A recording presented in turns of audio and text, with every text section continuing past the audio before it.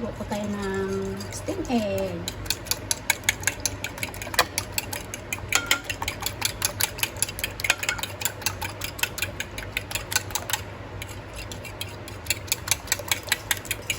Lagyan ko ng mincemeat at saka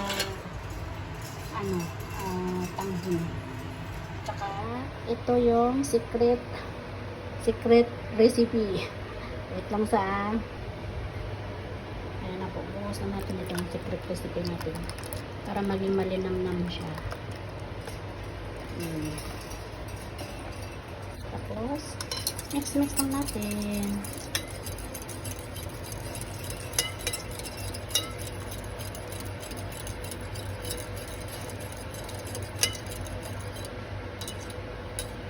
Wala na pa po ang bang nilagay na seasoning, yun lang.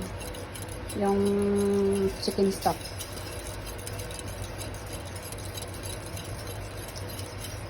Yung ingredients na itlog, mincemeat.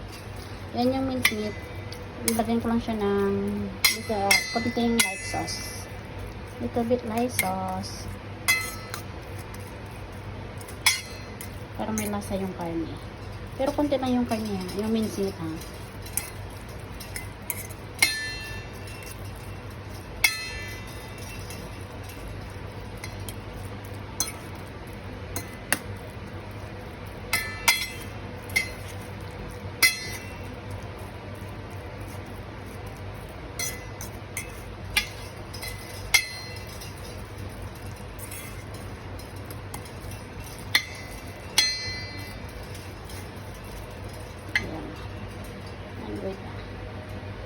Lagay na po natin yung itlog. Mix lang natin. Not sure daw sabi ni Inji. Ha? Not sure. Di ito pa kami bahay. Sabi ni Cordaps.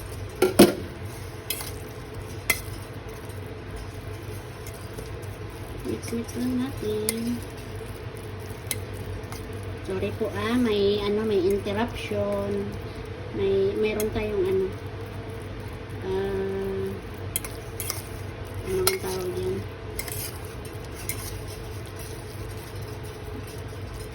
Ayan. Wait lang. Ito na po yung egg, diba? Ayan, ilalagay po natin dyan sa mincemeat. Wait lang sa. Ayan, ilalagay ko yung itlog. Sinisip ko po siya para hindi siya bula. Para yung mga bula-bula yung matanggal.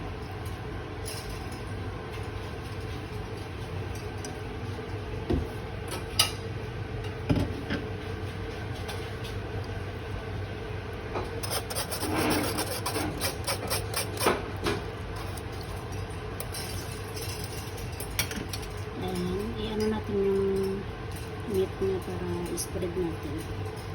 Para hindi siya maglikot-likot.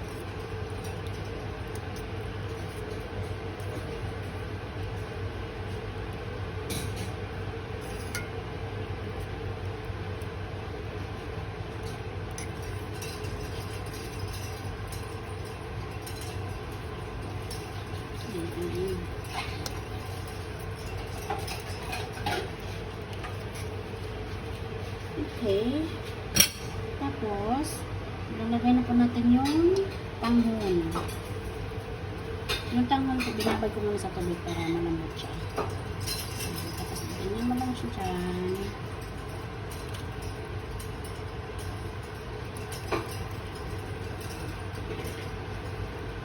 Paborito pa to ng mga bata.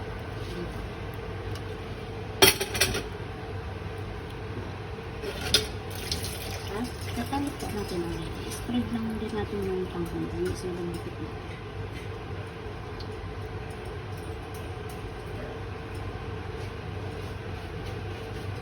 Yan. Okay na po siya.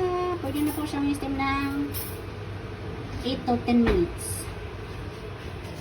And last, lagyan na po natin ng wrap. I-wrap natin bago i-steam. Para maganda yung ano niya. Parang bulak-bulak po.